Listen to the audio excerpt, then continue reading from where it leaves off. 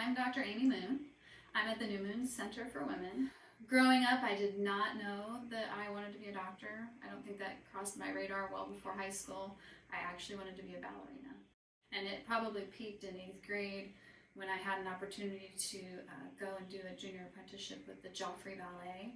And it ended up not working out. And it was just kind of one of those moments for me where I said to myself, if I'm not going to be a ballerina, what am I going to be?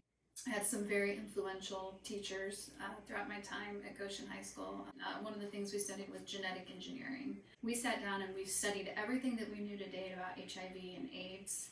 And he put together a panel of 5 of us, and we traveled the state, and we went to high schools, and we gave conferences on the fact that HIV was not transferred through hand touching or kissing, and that we didn't need to be scared of other students who had HIV. And we went out and we were on a mission to educate people about health. And it really got me thinking about being a physician.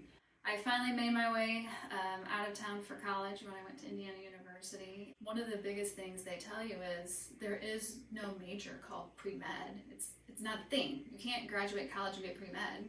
What job is that? That's not a job. So you always need to pick something as kind of like your backup plan. And because of all of my interest in some of those science classes, I chose biochemistry. I ended up in the lab doing research and very quickly learned that that was not for me. Just being in the lab for me was like just a very boring experience. I felt lonely and sad, so it kind of cinched for me that I have to get this med school thing going for me because I need to be around people.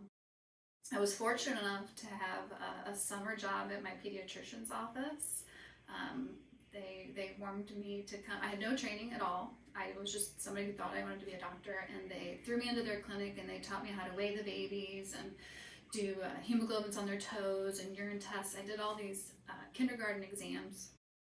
My training started at Indiana University School of Medicine. I did 4 years of training. When I graduated, I actually spent my first year at St. Francis doing an internship in family practice.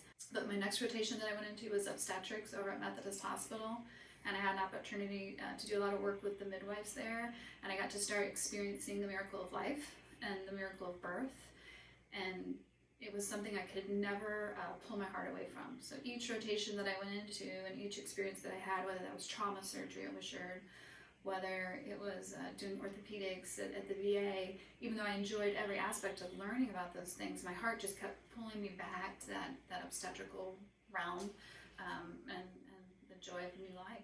Surgery was the other kicker. I thought maybe the blood would gross me out or the instruments would be overwhelming. And then, when you get in there and you actually start doing the surgeries and you're really focused in on the technique and how you're helping the patients, you begin to see what a difference you make in their lives.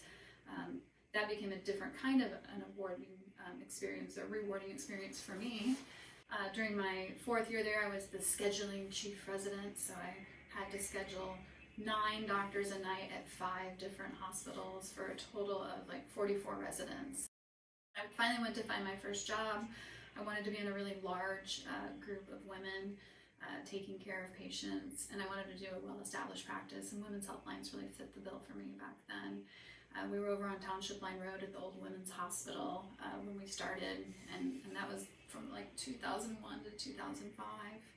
We had an opportunity to become part of the new hospital here in Carmel. At that time it was called Clarion North, and we were kind of spearheaded that project and helped design the hospital and get that started at that time. My senior partner, Dr. Smers, became the chief medical officer, and it gave me the opportunity to become the managing partner of the group. And that put me into the business side of it, so I could oversee all of the financials and the hiring and the firing and the HR and a whole different aspect of business that I hadn't really experienced as much, but that was an excellent opportunity. And then we decided to move north and spread our wings a little bit. We went to the St. Vincent Carmel Women's Center, and we were a part of that for quite a while. Such an interesting 3 worlds that we live in. We live in, we're going to deliver babies. We live in the world we're going to do surgery, but we also live in the world of being primary care for women. And that's the part of the journey that's got me kind of to where I am today. And that does create a special bond that you can't just get with every doctor all of the time. We talk a lot each day about things that aren't really doctor stuff. We might talk about kids and their sports. We might talk about how misbehaved our kids have been and how can we be better parents to teenagers. I feel like we've lived our lives together. Each day is a different journey, but hopefully the time that we do get to spend together is well spent and people walk away feeling better about what it is they came in there for each day. I did make a decision to go out on my own. I did make a decision that I was gonna have this journey look a little bit different in life. It took a lot of thought, heart, and soul, but I'm really happy that I finally landed in this space that is mine, where I can kind of just do things however I want. And so I do look forward to coming to work each day. I look forward to each challenge that it brings. It's been a lot of hard work, but it's been very enjoyable and it's really been paying off. I'm really glad that it brought me here.